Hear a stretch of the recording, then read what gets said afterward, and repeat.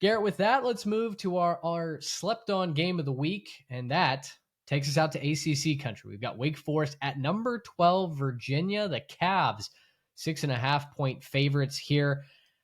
This one is going to be interesting, and I wish that Trey was here to take the reins of this preview because he has been our Wake Forest believer since the summer, saying that Wake was going to find a way to make it to a bowl game in their first year under Jake Dickert. They've done that with basically a lot of defense and just enough offense. Damon Claiborne has been very good. They've had an interesting quarterback system between Robbie Ashford, the Auburn transfer, and then Deshaun Purdy, who I believe came over from Charlotte, if I'm not mistaken. So it's just been kind of weird offensively. They beat SMU 13-12 at home a couple of weeks ago. That line feels suspiciously low, though, and I think Virginia is maybe cruising for their first loss. Can Wake Forest pull this off and stun another ACC contender? I think Wake Forest can pull it off because we've proven at this point that the ACC is on some kind of drugs because it's just going crazy at this point, right? It is just madness out there. And look, there's really just two more teams between Virginia and Louisville. Those are the only two teams left that need their dumb loss, right? Like if you think about it, Georgia Tech has their dumb loss from last week. Miami's got a couple of dumb losses. Duke's got a dumb loss. Pitt's got a dumb loss. So if you think about like where the ACC is, there's really only a couple teams left to fall in this one. And look, the big thing for me is Virginia doesn't really put anyone away, right? They've been playing a lot of close games. They do win, but they don't really win by that much. And it doesn't really seem like they're that convincing. And man, like it's been real close a couple of times, right? Like I think about that, goal line stretch in overtime that could have been, right? That just came up just a couple of inches short.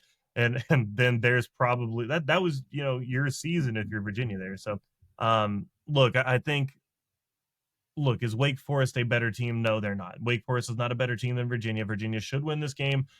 But again, it's the ACC. Dumb losses happen. If you let them hang around, if you let them stick in that game, I kind of like the mojo on the Wake Forest side to maybe pull the upset. Yeah, I don't know that I'm giving Virginia a full 7 points, basically. I think they probably do win this, but boy, they've been in so many sloppy, close games late. Wake Forest defense has been a brick wall at times. And, listen, Chandler Morris has been banged up all season long. The offensive line has struggled to protect him and keep him upright at times.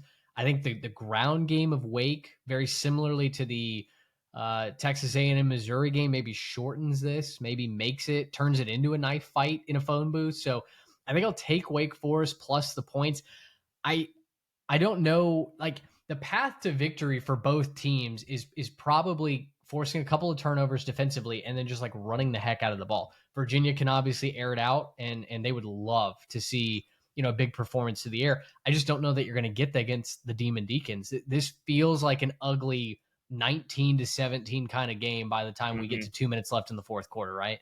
And I think even more than that, this game feels like it's going to be that ACC game of the week where we get the weird bounce of the ball, right? Yeah. Where it seems like every time we talk about one of these big time matchups in the ACC, the ball bounces weird, or, we think like last year with the whole like Virginia Tech Miami deal and like, was it a catch at the back of the end zone? And even this year, trying to pull the upset, for Virginia, and you got the whole Florida State situation and then the catch that isn't a catch because you can't quite haul it. I mean, there's so many of those games where the ball just bounces freaky and it's just a weird situation. So yeah, I totally think that there will be at least one or two plays we're talking about from this game where we say, oh man, and that interception or that weird fumble recovery or something like that, where, it just didn't work out for the team on the negative side of it, right?